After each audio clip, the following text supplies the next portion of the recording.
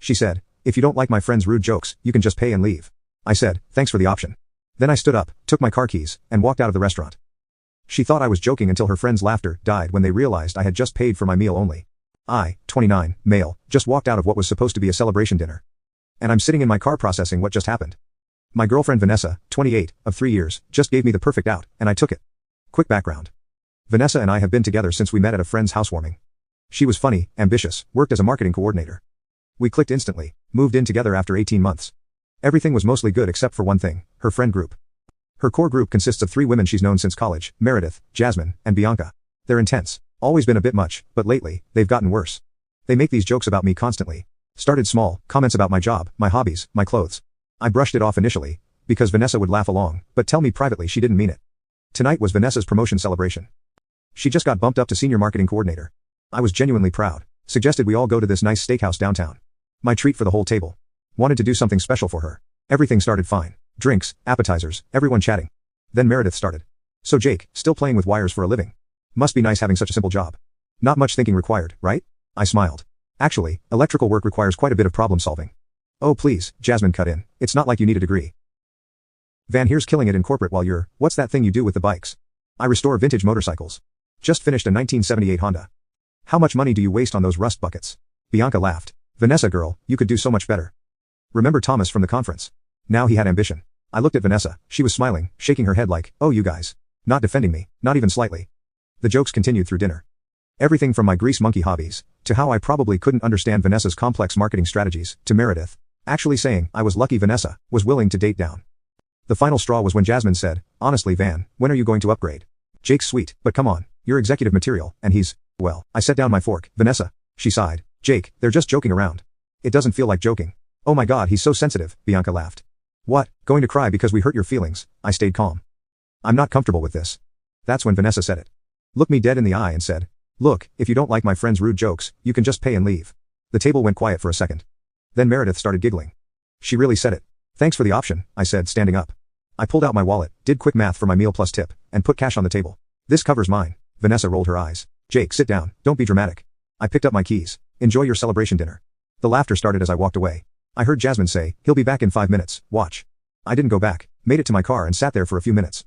My phone started blowing up about 10 minutes later. First Vanessa, "Very funny, come back and pay the bill." Then, "Jake, this isn't cute anymore." Then, "Are you serious right now?" I drove home, more texts flooded in. Apparently, reality hit when the server brought the check. It was close to $400 for the whole table. They'd ordered expensive steaks, multiple cocktails, desserts. I'd only left $60 for my meal and tip. Vanessa called 15 times on my drive home. I didn't answer. When I pulled into our apartment complex, she'd already left 3 voicemails, escalating from annoyed to furious. I'm going inside now to pack some things. Not sure what happens next, but I'm done being the punchline. Update 1. Didn't sleep much. Crashed at my buddy Marcus's place after grabbing some clothes and toiletries from the apartment. The text assault continued all night. "Vanessa, I can't believe you humiliated me like that. My friends think you're pathetic. You left me with a $400 bill. This is so embarrassing, you need to Venmo me right now. Answer your phone." Around 2 a.m., her friends joined in. Meredith sent a long paragraph about how I'm financially abusive for tricking them into thinking I'd pay. Jasmine called me a petty loser. Bianca sent a Venmo request for $100 with the note for emotional damages. I blocked all 4 of them and tried to get some sleep.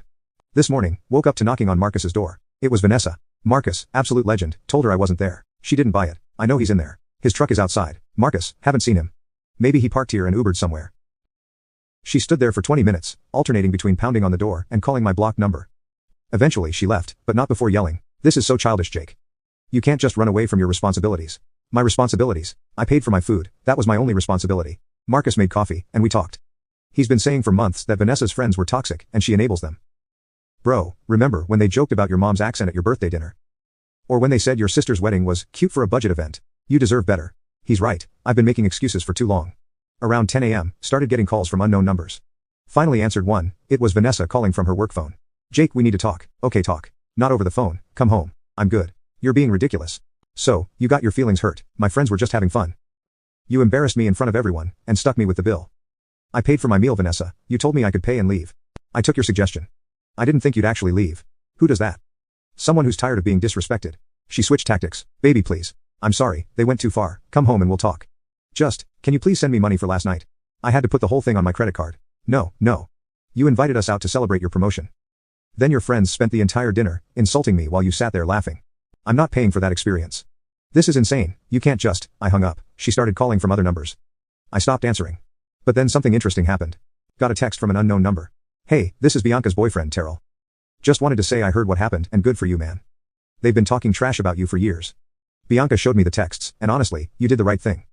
They're all at Vanessa's place right now plotting some kind of revenge. Just thought you should know. Revenge for what? For not being their personal ATM. Going to lay low at Marcus's for a few more days while I figure out next steps. The lease is in both our names, but I pay majority of rent, naturally. Going to need to deal with that soon. What kills me is not once has Vanessa actually apologized for her friend's behavior, or acknowledged how messed up it was. It's all about the money and her embarrassment.